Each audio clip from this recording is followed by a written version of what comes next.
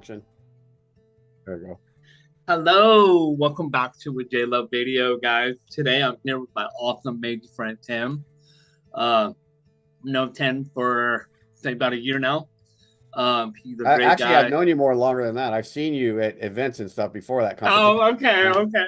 Like maybe 20 years now. Yeah, Um, probably.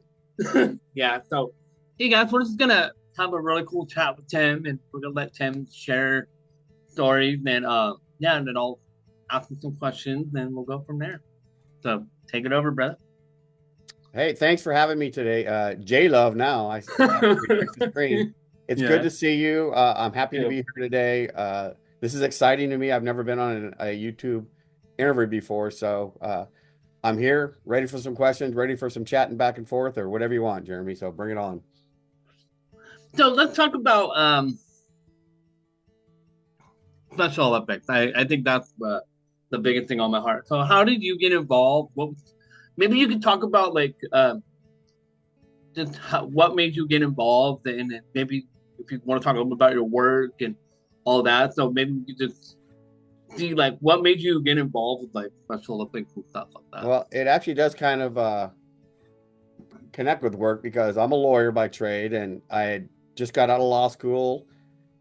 Uh, Probably, I think it was 1999. I first got involved with Special Olympics, but I just got out of law school in 2000, 2001.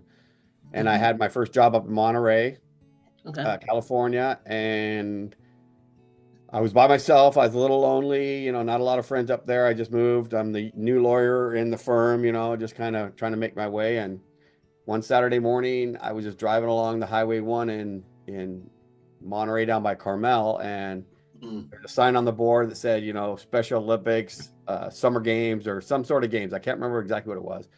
And I just, for some reason, pulled in there and started watching the athletes compete in track and field all day Saturday, Mm-hmm. all day Sunday. And the next Monday, I signed up to coach. And I've been coaching ever since, both in Northern and Southern California, every sport you can think of. So it's been 23, 24 years, I think I've been coaching. And I've done every sport except the only real sport I haven't coached was golf. But, I've done weightlifting. I don't know why you can't tell, but track and field, basketball, volleyball, flag football, downhill skiing, snowboarding. Down here, I've done, floorball, floor hockey, um, track and field, of course, and just everything I can think of. I also do a lot of other stuff. When I'm not coaching, I volunteer at fundraisers and things of that nature. And, a lot of the athletes that I know Mm-hmm. have become very good friends, Yeah. and lifetime friends. And, the camaraderie and the just the family unit.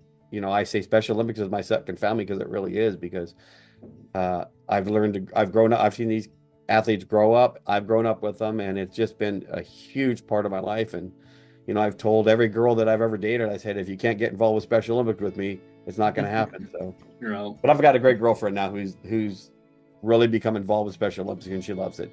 So Special Olympics is just, it's something that it absolutely is part of me now. It will be a part of me until I die. And I love it. I love everybody I meet. I get to meet special people, or not special, I'd say incredible people like you, Yeah. they love. And, you know, it's just been a great experience. And I, I feel blessed that it's a part of my life. Wow. So what, like when you're around these kids, like with people with disabilities, like what does it make you feel like when you're around these kids and you're helping them, like you're teaching them, you're learning them how to, play different sports. Um, kind of like what? How does it feel? Has it been like kind of like rough, or has it been like easy, or has it been kind of challenging when you're around these kids when you're trying to like teach them how to play a sport? Yeah, that's a great question. I was an athlete in high school. I did, I played football, I played basketball, I was a wrestler, I played baseball. And then, afterwards, I still, I play volleyball, beach volleyball. I play basketball with, on adult teams and softball and stuff like that. So I think the one thing that was hardest for me was to get the competitive nature out of me, of win out of me when I first started coaching, and just learn to, develop a skill to learn that not everybody's has the same skill level. Not everybody's out there to win. Some people are out there to have fun. And I think the greatest lesson that Special Olympics has taught me is actually their motto: let me win, but if I cannot win, let me be brave in the attempt. Yeah. And it's all about just, for me, the attempt is going out there, whether you win a medal or not, is going out there having fun. You meet friends, you meet athletes, you meet people who've never been in Special Olympics or never seen athletes, come Mm. and see Special Olympics for the first time, and they watch it one time and they're hooked for the rest of their life, just like I was. So I think the main thing it's done for me is just open my eyes to every different skill level has a different reason for being there. You need to teach them, each level has a different, or each individual athlete has a sort of persona that, you can't teach them all the same. So you have to be individual with them. And that's kind of what I've learned and grown is, each athlete's different. I've grown and learned how to coach and learn how to be a better person and become a Mm. better coach and a better person through my experience. That's awesome. That's awesome. So, do you oh man, I had a question in my head. Sorry. I Oh, do that too, right? oh man. It'll come up later. Yeah, yeah, yeah. So, what are some like fun activities like have you done like volunteering and stuff like that? What have you done that I mean, I know we talked a little bit at the beginning, like what are some activities you've done that really like just inspires you to keep going and keep helping and maybe you can encourage people that are listening that hey, you should come and and support, volunteer or anything like that. So what are some good stuff? I think one of the main reasons I do it, one of the main reasons I encourage other people to do it is just the sense of how much more I get out of being around the athletes and coaching for me Mm, personally, growth wise, making me feel good about myself, making me feel good about what I'm doing by helping the athletes. And I think what you get out of it, what I get out of it personally by spending my time volunteering and all this time, people say, oh, how do you volunteer? You're there every weekend. How do you spend so much time? And it's just the amount that I get out of it. I don't want to say self-satisfaction, but just the goodwill I feel towards myself personally that I oh, get out of spending my time volunteering is yeah. just 100 times what I put into it, Mm, just with the athletes and stuff like that. So I would say people out there that have never been involved with Special Olympics or never involved even dealing with, individuals with intellectual disabilities is just go out there, say hello, be a friend, open up your hands and say, "Hey, look, it's me." Because we're in the big picture, we're all the same, no matter whether we have physical disabilities, intellectual disabilities. In the end, we're all just people here on earth trying to make our way. And that's kind of the way I am with anybody that I meet, and so I don't ever try to judge them. I just say, you know what, you're good people, and you find that out through volunteering that everybody's a good person. Everybody has a good heart. And so I would encourage somebody that has never been around Special Olympics or athletes like that, go out there and try it because I always tell them, I said, try it for a day, you'll be hooked for a life. yeah, Yeah. yeah. That's so good. Melts my heart what you just said right now. That's good, man. I just love how you have so much energy, and also share a little bit of how we kind of really connected really well. And we went to a global messenger training, and I felt like that we kind of really got to know each other. I know you said you know me all these years, but Yeah. like doing global messenger, like what did you? I mean, was that your first time, or what did? When people hear global messenger, we kind of like to share like what global messenger is. But what? How did you like get involved, and why did you want to be a what's the word? Help A mentor. and A yeah, mentor. Yeah. and to help the athlete and go through it and stuff. So what? Yeah, can you kind of just share like what global messenger is and then why we? Yeah, as a coach, you're always trying to get the word out about Special Olympics because as a coach, you want help. There's a with Special Olympics, you need one coach for every four athletes, and so it's really Yeah, hard to get coaches. And so yeah. I've always been trying to put the word out about Special Olympics, just on my own, just through colleagues and stuff like that. I tell them about Special Olympics. Mm, But then through the Global Messenger program, which I've known about, but I've never really been involved until I got involved with in here in Southern California in Orange County, we have what's called a Gavel Club, where we Hmm. meet once a month, where global messengers meet and Gavel Club learn how to give speeches on topics about Special Olympics, and they go to corporations and like they'll go to police precincts and stuff and give speeches to teach people about Special Olympics. So through the Gavel Club, one of my athletes, Big Joe, he is a global messenger, and so I started asking around about how to become global messenger mentor, and Yeah. they met Dustin, Hollywood, Dustin from he Yeah. does Mr. the Hollywood. speed trainings. Mhm. He One of my athletes, Charlize, had shown interest, and they had said, okay, well, you need to, dedicate a weekend for this training.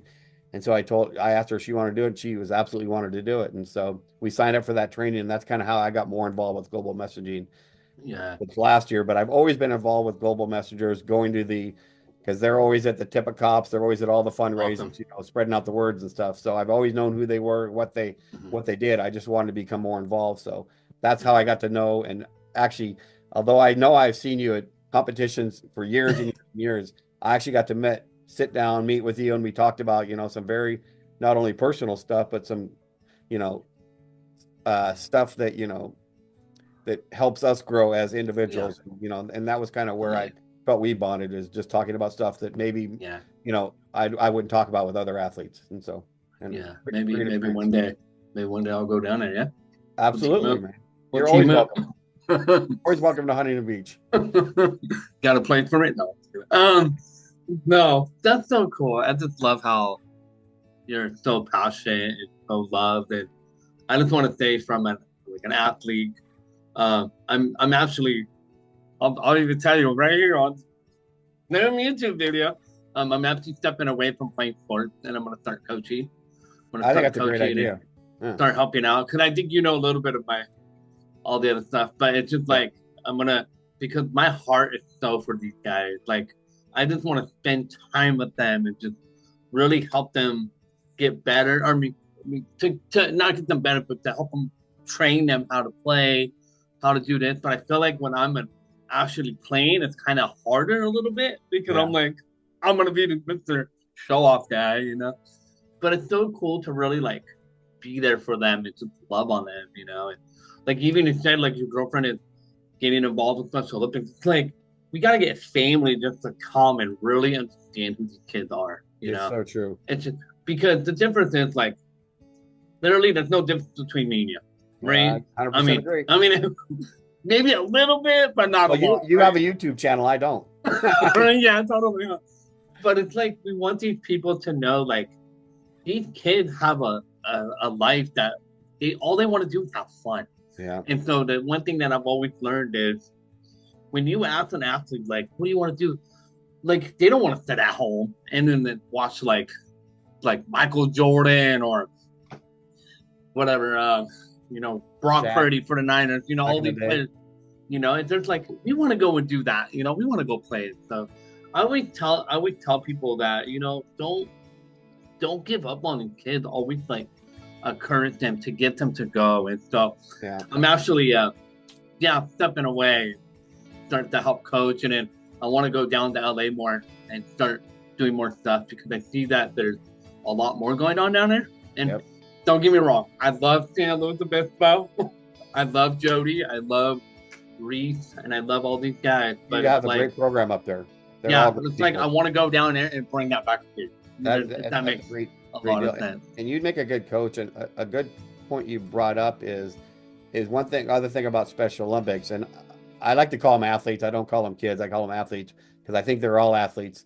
One thing about Special Olympics is it's not just about them getting out and playing sports, but Yeah, a lot of things, one thing I always say, it's all about the athlete, but it's all about this. A lot about Special Olympics is this is how they socialize.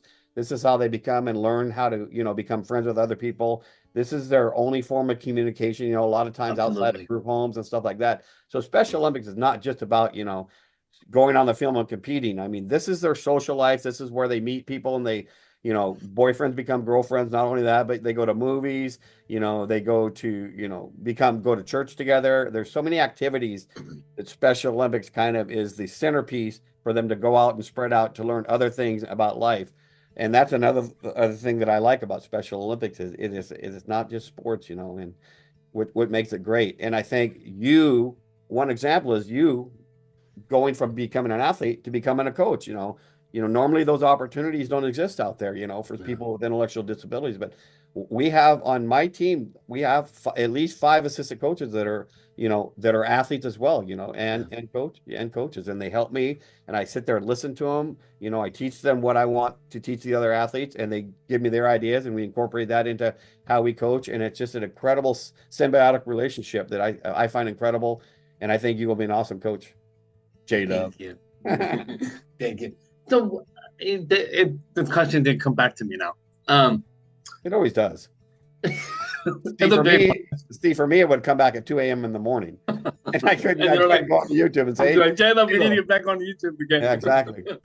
um, so we'll talk about bullying a little bit. Have you seen like I don't know if you ever been bullied when you were growing up, but I have got you a ever great story seen for you like about that.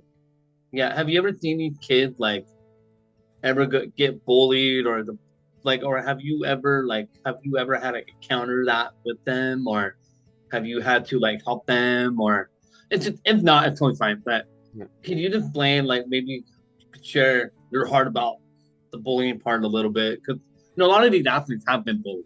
Yeah. I mean we're I, gonna be I know a lot that have been. yeah we're gonna be Remember real that. raw right here right now Yeah. because I feel like that's where we need to like end stop because we don't need that anymore so can you just share like your maybe it's a little bit of what no names or anything but just maybe what happened or how you were able to help them or how to overcome that or yeah Yeah. Well, number one, I'll just be blunt. I was bullied. I was a very small kid when I was growing up, all the way through high school. I was under 100 pounds. I was no very way short. And so I got taped to poles growing up.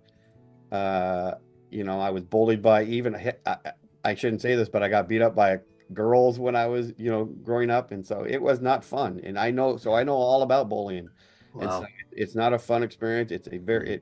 It's psychologically, it's a horrible experience. It completely degrades you and it's completely embarrassing. And it's a horrible thing that goes on in life. And, it will never get rid of bullying. The bullying will always be out there. There will always be people that are yeah bullied. But I think as we progress and learn about each other and, yeah that we're all just one big creation on earth, and some may look different, some may act different, but we're all just the same. So I think as we mature as a species, we learn that bullying isn't hmm going to go away. But I have had to deal with it in Special Olympics. I've heard horror stories about some of my athletes, growing up, how they were bullied in high school, or how are they bullied just walking down the street, or how even people that are in authority have been part of that bullying or part of how they allow that to happen. It happens in the schools, it happens in, all around.